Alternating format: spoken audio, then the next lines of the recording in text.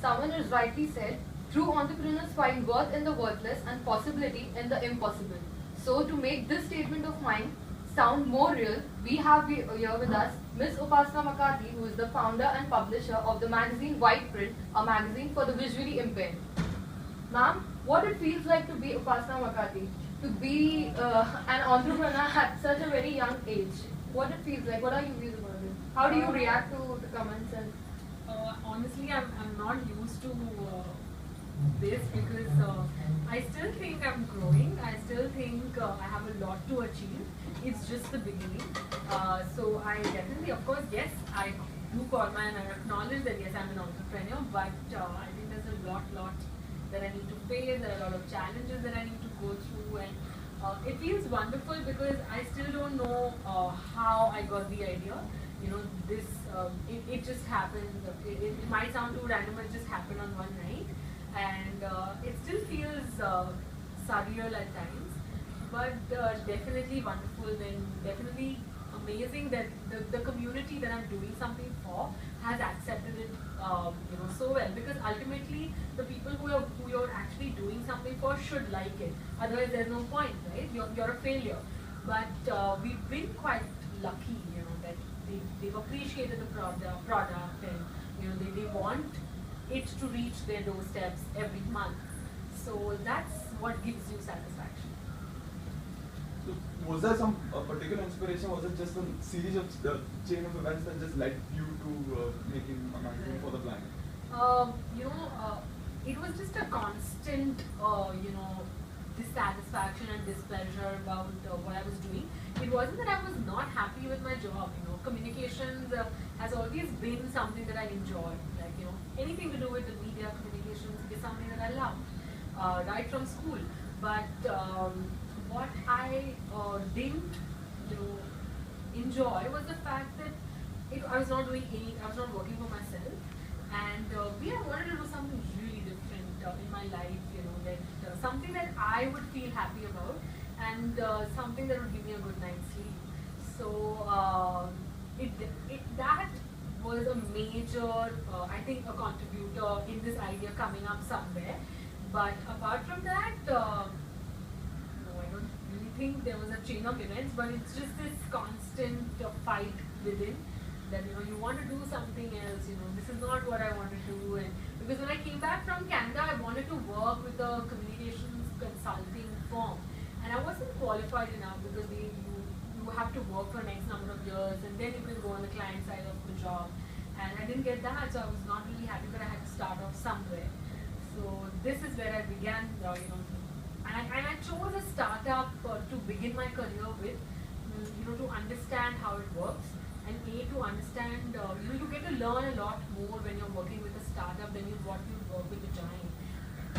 At least that's what happens when you work with in the media, because if you're in a bigger agency, all you're doing is making coffee for your boss.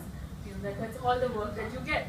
So I didn't want to do that. I didn't want because right from school, I was always at such a position that that I always initiated a lot of things.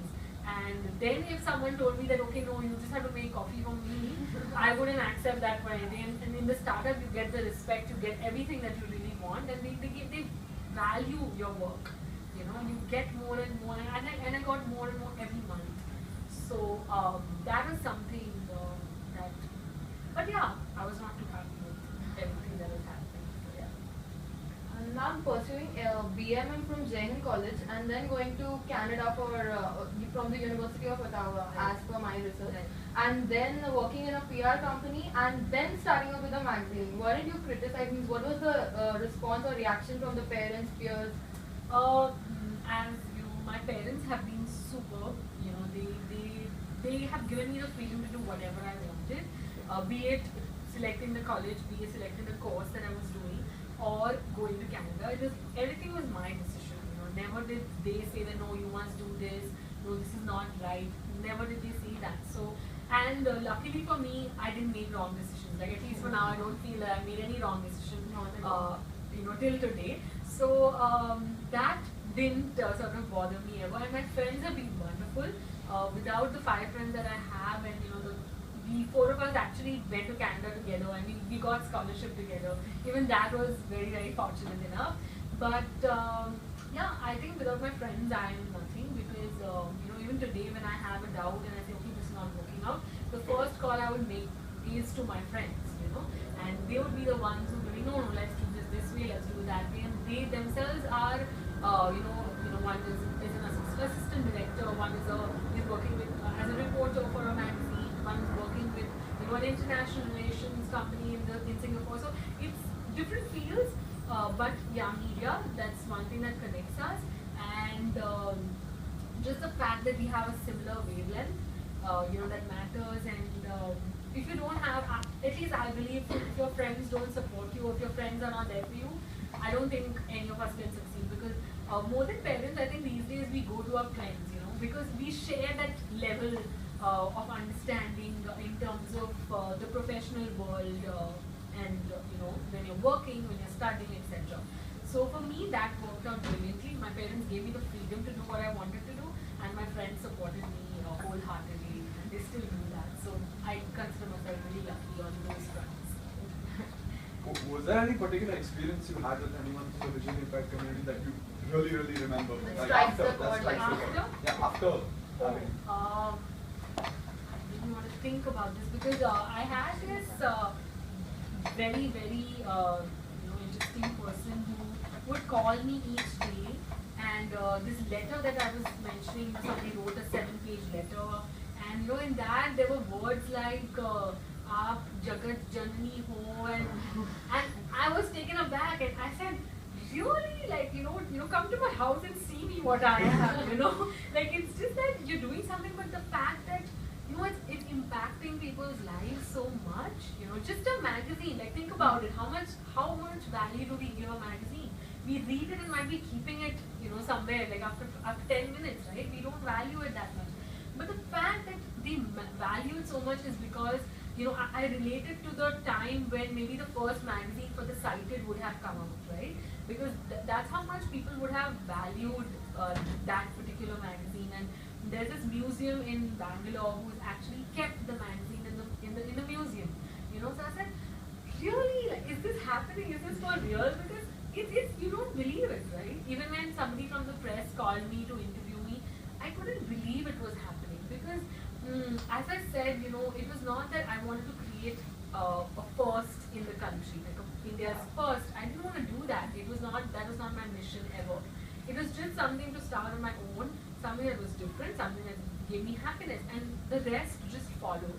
So another girl, as I was talking about, she spoke about, she learned the whole Coca-Cola song for me, and I had tears in my eyes, because when I was physically placing those strips at NAB in the magazine, there was this weird setting that I had to do that, you technical people might understand much better, but I had to place it individually in those 300 magazines, and that time one of them heard it.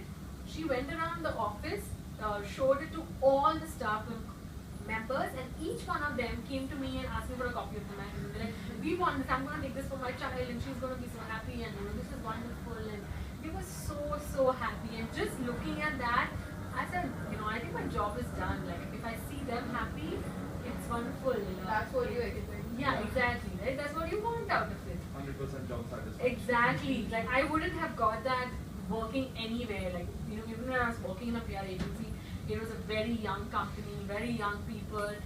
And every day I would crib about something or the other, right? Like, we all have the habit to do that. It's not that I don't crib about things right now, because, it's always, the stress about, okay, are you going to get an advertiser? Are things going to roll? Or will I have to shut down my magazine? What is going to happen? And these extreme thoughts do come, on and off. But apart from that, I think it's just wonderful. It's as you rightly put, it's 100% job satisfaction.